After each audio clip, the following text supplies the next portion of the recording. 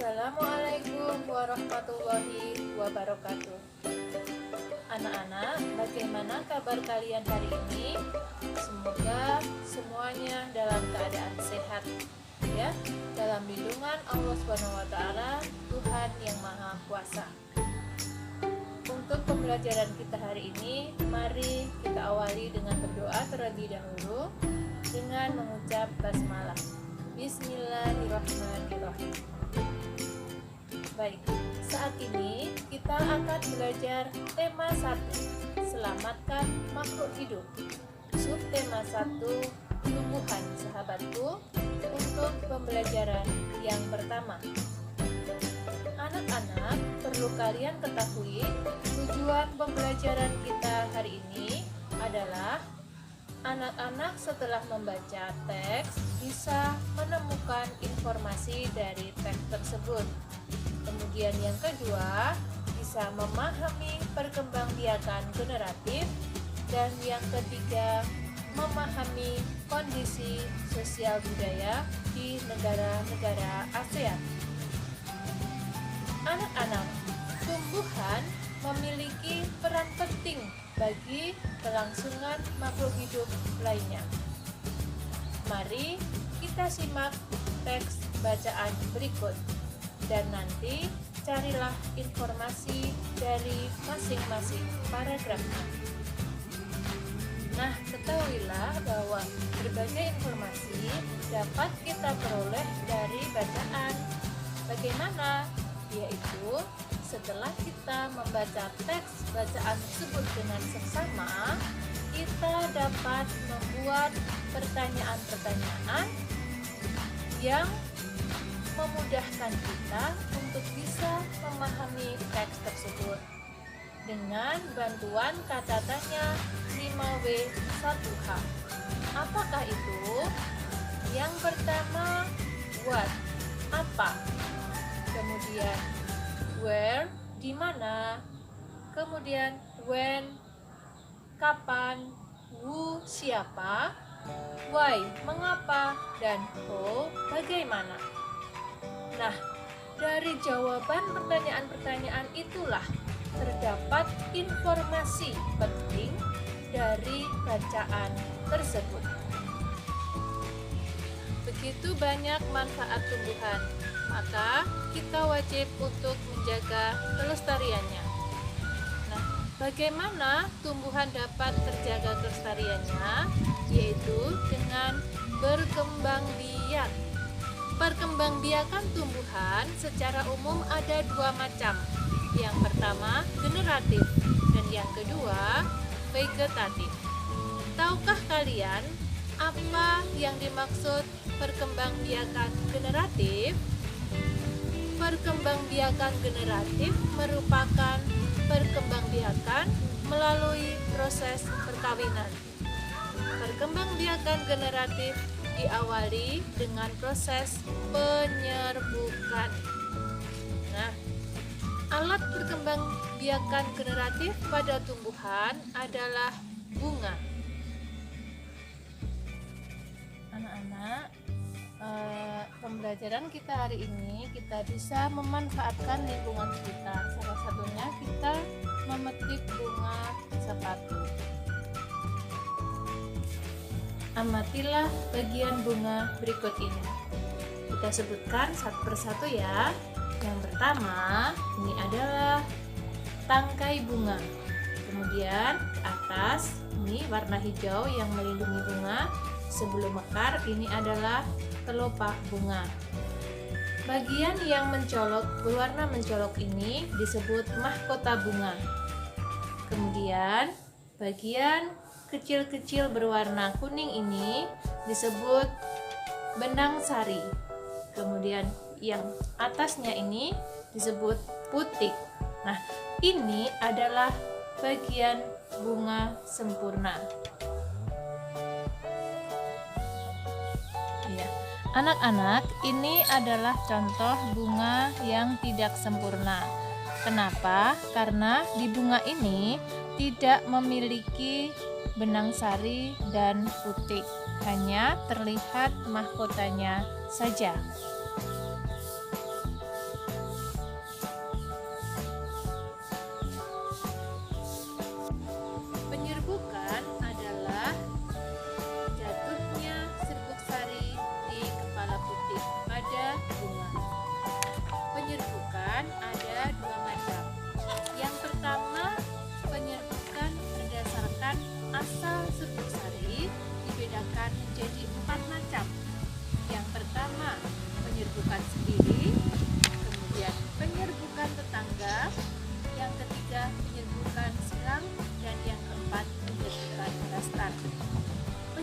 sendiri terjadi apabila serbuk sari jatuh pada kepala putik bunga itu sendiri.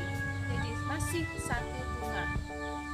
Kemudian yang kedua, penyerbukan tetangga terjadi apabila serbuk sari jatuh di kepala putik pada bunga lain tetapi masih dalam satu pohon. Kemudian penyerbukan yang ketiga adalah penyerbukan silang. Di sini serbuk sari jatuh pada kepala putik pada bunga lain beda pohon tetapi masih satu jenis. Penyerbukan yang keempat yaitu penyerbukan bastar. Penyerbukan bastar adalah penyerbukan di mana serbuk sari jatuh pada kepala putik bunga lain sejenis yang beda varietasnya. Selanjutnya, penyerbukan berdasarkan perantara juga dibagi menjadi 4. Yang pertama, penyerbukan dibantu oleh angin disebut anemogami. Kemudian dibantu oleh manusia atau disebut antropogami. Dibantu oleh hewan disebut zoidiogami. Dan yang keempat, dibantu oleh air atau hidrogami. Anak-anak, bunga yang indah ini tak hanya tumbuh di Indonesia saja loh. Bunga kembang sepatu ini selain tumbuh di Indonesia juga tumbuh di Malaysia. Di Malaysia, kembang sepatu dinamakan bunga raya dan merupakan bunga nasional. Perhatikan gambar di samping. Bunga Kamboja juga tumbuh di negara Laos yang biasa digunakan untuk dekorasi. Indonesia, Malaysia, Laos bisa hidup berdampingan. Walau berbeda negara, ketiganya memiliki persamaan dalam kehidupan sosial budaya. Negara-negara yang lain pun mempunyai persamaan juga. Nah, oleh karena itu, mereka menggabungkan diri dalam satu organisasi yang bernama ASEAN, yaitu Persatuan Negara-Negara Se-Asia Tenggara. Berikut adalah ke-10 negara anggota ASEAN. Kehidupan sosial masyarakat ASEAN adalah sebagai berikut. Sekarang kita akan melihat kondisi sosial budaya di negara ASEAN. Nah, kita mulai dari negara Myanmar. Myanmar adalah negara yang berbentuk republik. Ibu kotanya Naypyidaw. Dia dijuluki sebagai negara 1000 pagoda karena mayoritas penduduknya beragama Buddha. Memiliki pakaian tradisional yang disebut dengan longi. Warisan budaya yang unik hingga kini adalah Mandalay Place, yaitu sebuah kompleks istana kerajaan yang berdiri dari tahun 1857 dan sempat hancur pada Perang Dunia Kedua, tapi sekarang telah menjadi tujuan wisata utama Myanmar. Myanmar memiliki tarian tradisional yang bernama Tari Mahkota. Tarian ini menampilkan tarian yang gembira dan perubahan gerak hingga dandanan dari 3 periode kekuasaan, yaitu Inwa, Konbaum, dan Yadanabon. Bunga nasional Myanmar adalah bunga padauk yang berwarna kuning keemasan dan mekar pada bulan April bertepatan dengan Myanmar New Year Festival. Bagi masyarakat Myanmar, bunga padauk adalah lambang kekuatan dan ketahanan. Selanjutnya kita menuju ke negara Thailand. Thailand adalah negara kerajaan yang ibu kotanya Bangkok dan dijuluki sebagai negara gajah putih. Thailand satu-satunya negara ASEAN yang tidak pernah dijajah oleh bangsa Eropa. Warisan budaya yang unik di Thailand berasal dari suku Karen atau Kayin. Kenapa disebut unik? Karena semua wanita suku Karen berleher panjang. Semua ini diakibatkan karena pemasangan gelang kuningan yang bertumpuk di leher mereka sejak umur 5 tahun. Tarian tradisionalnya adalah tari Nora yang menampilkan kisah tentang legenda-legenda daerah dalam berbagai versi. Bentuk gerakannya pun berbeda-beda di tiap daerah. Bunga nasional Thailand adalah bunga Ratchaprut, atau kalau di Indonesia disebut bunga tengguli. Bunga ini melambangkan persatuan dan harmoni dalam kebersamaan. Kita sekarang menuju ke negara Kamboja.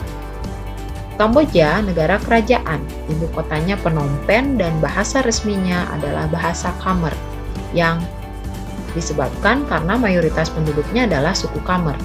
Makanan yang terkenal di Kamboja adalah cha yang berarti tumisan. Warisan budaya yang terkenal di Kamboja adalah Angkor Wat yang berarti candi kota, yang merupakan salah satu monumen keagamaan terbesar di dunia. Sehingga Angkor Wat menjadi salah satu lambang negara Kamboja yang ditampilkan pada bendera Kamboja. Tarian tradisional Kamboja adalah tari Aspara yang merupakan tarian klasik suku Khmer. Gerakannya menggambarkan mitologi Hindu mengenai bidadari Aspara penghuni surga yang cantik jelita. Bunga nasionalnya adalah bunga rumdul yang dapat dijumpai di banyak tempat di Kamboja. Berwarna kuning keputihan dan aromanya harum.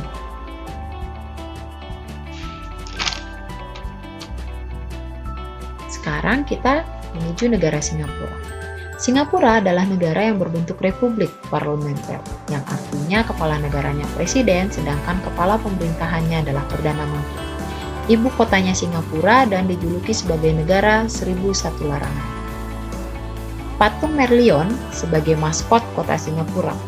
Tubuhnya yang berbentuk ikan melambangkan Singapura yang dulunya adalah sebuah desa nelayan. Sedangkan kepala yang berbentuk singa mencerminkan nama asli Singapura, yaitu kota Singapura. Tarian khas yang ada di negara Singapura adalah tari Bharatnatyam.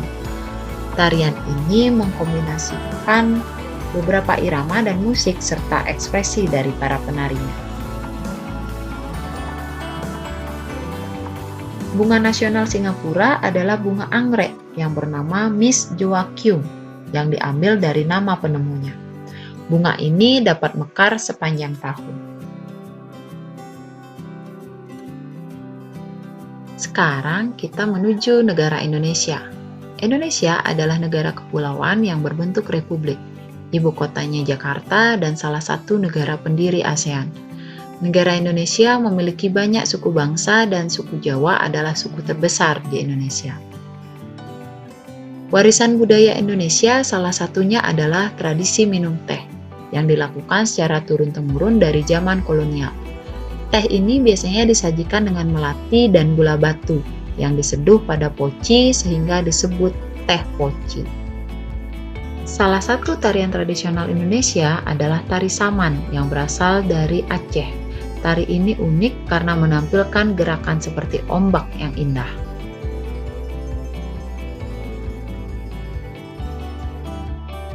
Bunga nasional Indonesia ada 3, yaitu bunga melati sebagai puspa bangsa, bunga anggrek sebagai puspa pesona, dan bunga rafflesia sebagai puspa langka. Baik, sekarang kita akan melihat negara Laos.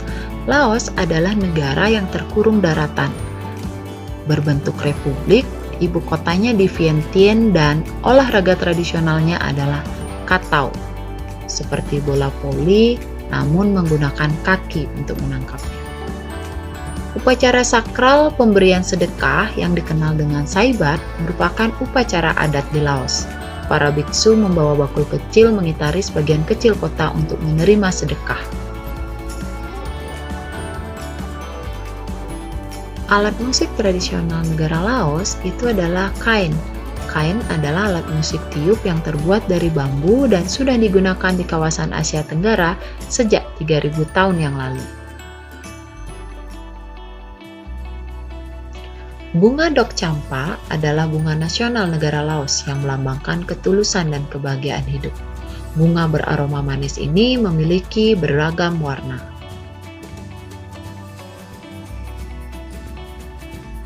Selanjutnya, negara Vietnam. Vietnam adalah negara republik sosialis. Ibu kotanya Hanoi, bahasa nasionalnya bahasa Vietnam, dan suku mayoritas yang tinggal di Vietnam adalah suku Vietnam. Permainan menangkap jangkrik dengan mata tertutup merupakan permainan tradisional anak Vietnam. Anak yang berada di tengah lingkaran, matanya ditutup kain dan menangkap salah satu temannya serta menebak namanya. Tarian Vien Pher Nguyen adalah tarian rakyat bangsa minoritas Khmer di Vietnam yang sudah ada sejak lama, yang memanifestasikan hubungan simpati manusia dengan manusia dan manusia dengan alam sekitarnya.